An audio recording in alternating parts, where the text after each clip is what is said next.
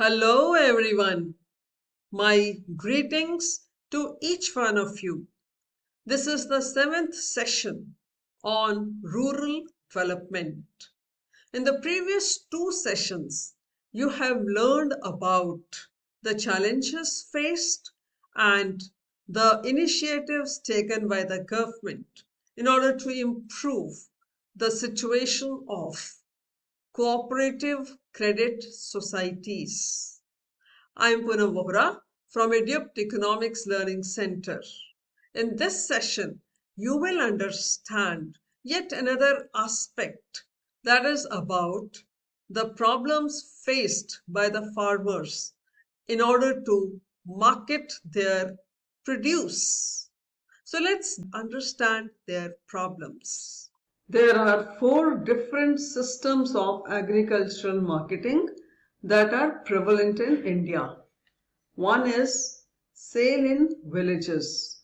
Under this method, the farmers sell their produce to moneylenders and traders at a very low price. More than 50% of agricultural produce is sold in villages because of the absence of organized markets. Second is sale in markets.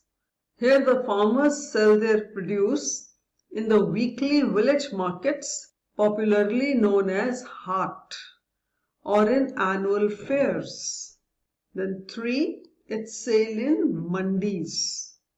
In this form of agricultural marketing, the farmers sell their surplus produce through mandis located in small and large towns. As these mandis are located at distant places, the farmers will have to carry their produce to the mandis and sell it to the wholesalers with the help of brokers. These wholesalers then sell the produce to the mills and factories and to the retailers, who in turn sell them to the consumers directly in the retail markets. Then there are cooperative marketing too. In this form of a marketing, in cooperative marketing, marketing societies are formed by the farmers to sell the output collectively to take the advantage of collective bargaining for obtaining a better price. In order to market their produce, farmers face a lot of problems. They suffer due to manipulation of accounts by the traders while they are selling their produce to them. They are often forced to sell their produce at low prices due to lack of required knowledge and information on prices. There also exists lack of storage facility, as there are no proper warehousing facility in the villages where they can store their produce, due to which every year approximately 15 to 30% of agricultural produce gets damaged. Thus, the farmers are forced to sell their surplus produce just after harvests at a very low and unremunerative price. There also exists distress sale because gestation period of cultivation and getting revenues is very large, and most of the farmers are poor and have no capacity to wait for better prices of the produce in the absence of proper credit facilities.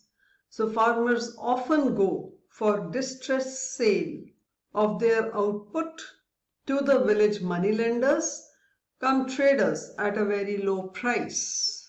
There also exists lack of adequate transport facility in rural areas. So the farmers cannot reach to nearby mandis to sell their produce at a fair price, since mandis are located at faraway places from their villages. So they prefer to sell their produce at village markets only. Even if they are able to go to mandis, The condition of mandis are also unfavorable to the farmers. In the mandis, the farmers need to wait for disposing of their produce, and generally they need to take help of the middlemen who would finalize the deal in his favor or in the favor of wholesalers, and in the process would take away a major share of the profit. Continuing further, the related problem is that of existence of intermediaries. A large number of intermediaries exist between the cultivator and the consumer, and all these middlemen claim a good amount of margin, and the cultivator gets a price which is much lower than the price which the consumers finally pay. Also, there exist huge number of unregulated markets which adopt various malpractices. Prevalence of false weights and measures, lack of grading and standardization of products are against the interests of ignorant small and poor farmers. Then there is absence of information system, and farmers are not aware of the market price of their produce. So they have to accept unremunerative prices for their produce as offered by the traders. Not only that, there is lack of collective organization on the part of farmers. A very small amount of marketable surplus is being brought to the markets by a huge number of small farmers, leading to a very high transportation cost. So they end up getting low returns.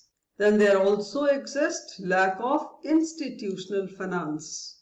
In the absence of adequate institutional finance, farmers have to depend on traders and money lenders for taking loan.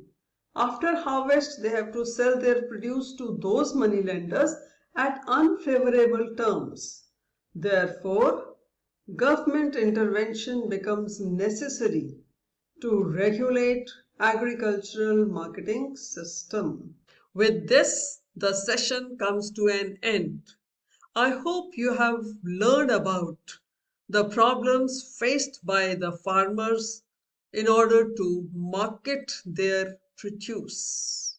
The next session discusses some of the government initiatives in order to improve the situation of marketing of agricultural produce. Till then, keep learning, keep updating yourself.